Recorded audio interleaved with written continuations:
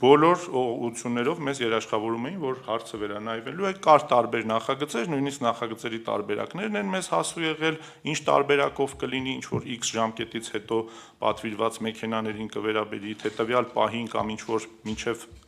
ֆիքս ամսաթիվ ներկրումները կլինեն քվոտայի մեջ, կօգտվեն վերաբաշխումից, արդյունքում անցան շաբաթներ, մենք մեքենաները, բոլոր խոշոր ներկրողները մեքենաները պահել են մաքսատներում, օրական յուրաքանչյուր մեքենայի համար վճարում ենք 5000 դրամ կայանատեղի փող, որը նորից կանդրադառնանք այդ խնդրին ևս, արդյունքում շաբաթներն անցան ու ներքին այդ նույն օղակներով ոչ մեկ հարկ չհամարեց պաշտոնական հայտարարություն անել եւ հորդորել իրենց երկրի տնտեսվարողներին չվճարել կայանատեղի, ավելորդ վճարնել չի լինելու եւ այլն, ու